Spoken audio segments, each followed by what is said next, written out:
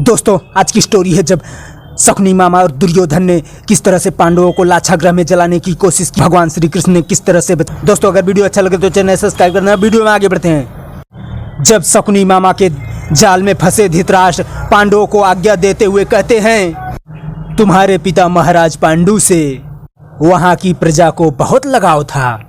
उन्हें तुम्हारे पांचों भाइयों के दर्शनों की बड़ी लालसा है। इसलिए तुम अर्जुन, भीम, नकुल, सहदेव इनको साथ लेकर अवश्य जाना। और भीम, अर्जुन, नकुल, सहदेव अपनी माता के साथ वाराव्रत की तरफ प्रस्थान करते हैं और उनको इस बात की खबर नहीं थी कि वहां जाने के बाद क्या होने वाला है। और इधर भगवान श्री कृष्ण अपने भक्तों की चिंता करते रहते हैं कि अपने भक्तों को कैसे बचाया जाए। और उसी समय भगवान कृष्ण के भक्त विदुर भगवान की पूजा कर रहे थे।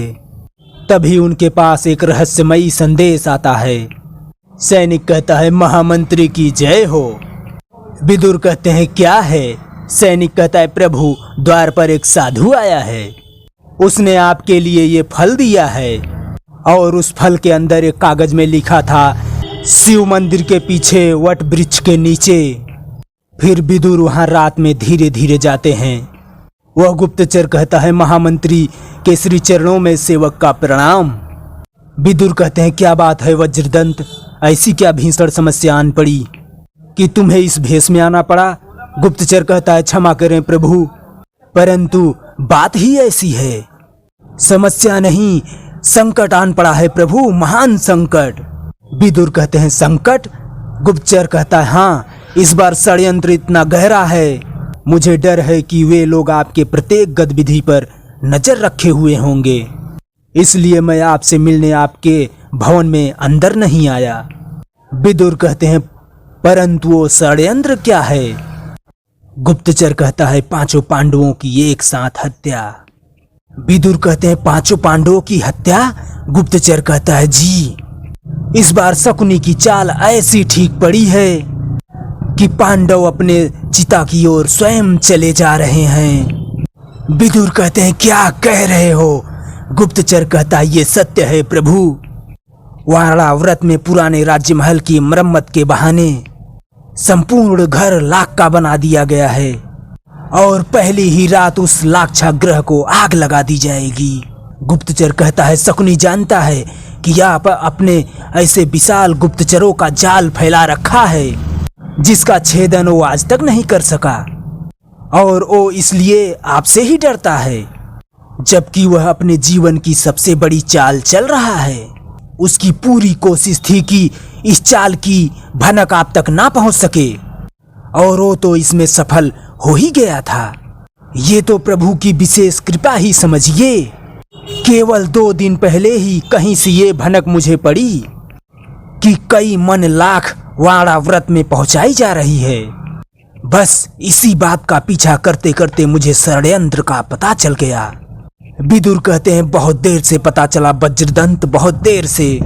विदुर कहते हैं, उस पर तुम भी एक दिन देर से पहुंचे। गुप्तचर कहता है, नहीं प्रभु, मैं तो कल ही आ गया था। आते ही देखा तात भीष्म के और आपके भवन के चारों ओर शकुनी के आदमी छुपी भेष में घूम रहे हैं। जो भी आपसे मिलकर जा रहा था उसका पीछा हो रहा था कि कौन है, क्यों आपसे मिला है, और इसीलिए मुझे यह सब इस प्रकार करना पड़ा और आपसे मिलूं भी नहीं और संदेश भी आप तक पहुंच जाए। विदुर कहते हैं, संदेश तो पहुंच गया, परंतु पांडवों तक सहायता कैसे पहुंचाई जाए? विदुर कहते हैं, तुम्हारे कथनानुसार ताश्री के महल को भी शकुनी के आदमी घेर रखे होंगे। गुप्तचर कहता है, जी। विदुर कहते हैं, इसका अर्थ है परामर्श के लिए उनके पास जाना भी बुद्धिमानी नहीं होगी। गुप्तचर कहता है, बिल्कुल नहीं, इन दिनों आपको पितामह भीष्म से बिल्कुल नहीं मिलना चाहिए।